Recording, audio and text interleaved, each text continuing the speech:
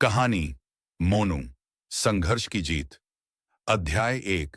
गांव की सुबह, गर्मियों की एक सुबह। सूरज की किरणें धीरे धीरे छोटे से गांव बिजनापुर की मिट्टी को छू रही थीं। गांव के बाहर एक छोटी सी झोपड़ी में एक लड़का अपनी मां के साथ रहता था।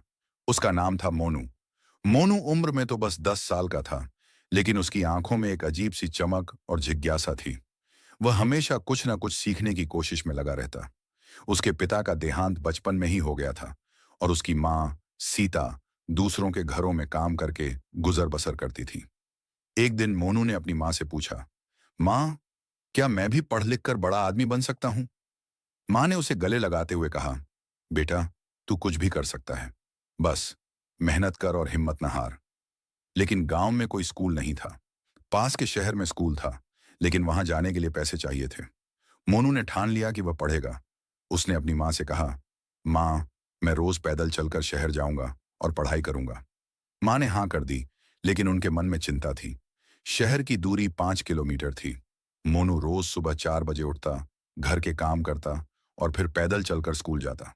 दोपहर में वह वापस आता और शाम को गांव के बच्चों को पढ़ाता, ताकि कुछ पैसे कमा सके।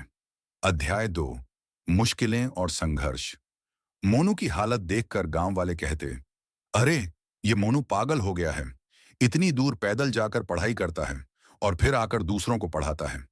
कुछ लोग उसका मजाक उड़ाते तो कुछ उसे हौसला देते, लेकिन मोनू ने हार नहीं मानी। एक बार तो बारिश के मौसम में उसे बुखार हो गया, लेकिन वह स्कूल जाने से नहीं चूका। उसकी मां ने कहा, आज मत जा बेटा। लेकिन मोनू बोला, नहीं मां, अगर मैं एक दिन भी छोड़ूंगा तो पीछे रह जाऊंगा। धीरे धीरे मोनू की मेहनत रंग लाने लगी। वह कक्षा में हमेशा प्रथम आता। उसके शिक्षक उससे बहुत प्रभावित थे। एक दिन शिक्षक ने उसे बुलाया और कहा, मोनू, तुम्हारी लगन देखकर मैं हैरान हूं। तुम्हें आगे बढ़ने का मौका मिलना चाहिए। शिक्षक ने मोनू की मदद की और उसे एक छात्रवृत्ति दिलवाई। इससे मोनू की पढ़ाई का खर्च कम हो गया, लेकिन अब उसे और भी ज्यादा मेहनत करनी थी, क्योंकि उसे शहर के बड़े स्कूल में दाखिला मिल गया था। अध्याय 3। नई चुनौतियां। शहर का स्कूल गांव के स्कूल से बहुत अलग था। यहाँ के बच्चे अमीर घरों से थे। मोनू को उनके बीच खुद को गरीब और पिछड़ा हुआ महसूस होता, लेकिन उसने हिम्मत नहीं हारी। उसने ठान लिया कि वह सबसे आगे रहेगा। वह रोज रात में दिया जलाकर पढ़ता। कई बार तो उसे भूखे पेट ही सोना पड़ता, क्योंकि घर में खाने तक के पैसे नहीं होते थे। लेकिन मोनू ने कभी शिकायत नहीं की। एक बार स्कूल में एक प्रतियोगिता हुई। मोनू ने उसमें भाग लिया और प्रथम स्थान प्राप्त किया। इससे उसका आत्मविश्वास बढ़ा। अब वह और भी ज्यादा मेहनत करने लगा। अध्याय 4। सफलता की ओर कदम। मोनू ने हाई स्कूल की परीक्षा में पूरे जिले में प्रथम स्थान प्राप्त किया। उसकी सफलता की खबर सुनकर गांव वाले हैरान रह गए। अब सब उसकी तारीफ करते। मोनू को एक बड़े शहर के कॉलेज में दाखिला मिल गया। यहां आकर उसकी मेहनत और बढ़ गई। उसने पार्ट टाइम जॉब की और अपना खर्च खुद उठाया। कॉलेज में उसने इंजीनियरिंग की पढ़ाई की और फिर से टॉप किया। अब मोनू एक सफल इंजीनियर बन चुका था। उसने एक बड़ी कंपनी में नौकरी की और अपनी मां को गांव से शहर ले आया। उसकी मां के आंसू छलक पड़े जब उसने देखा कि उसका बेटा कितना सफल हो गया है। अध्याय 5।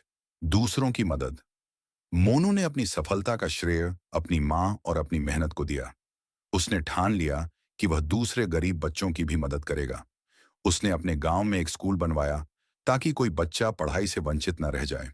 उस स्कूल का नाम उसने अपनी मां के नाम पर सीता विद्या मंदिर रखा। आज मोनू की कहानी पूरे इलाके में मशहूर है। लोग उसे एक मिसाल के तौर पर जानते हैं। उसकी कहानी सुनकर सैकड़ों बच्चे प्रेरित होते हैं और मेहनत करते हैं। नैतिक शिक्षा। मोनू की कहानी से हमें यह सीख मिलती है। 1। मेहनत कभी व्यर्थ नहीं जाती, चाहे हालात कितने भी बुरे क्यों ना हों। अगर आप मेहनत करते रहें तो सफलता जरूर मिलती है। 2। हिम्मत ना हारें। जिंदगी में कई मुश्किलें आएंगी, लेकिन हिम्मत रखकर आगे बढ़ते रहना चाहिए। 3। दूसरों की मदद करें। सफल होने के बाद दूसरों की मदद करना भी जरूरी है।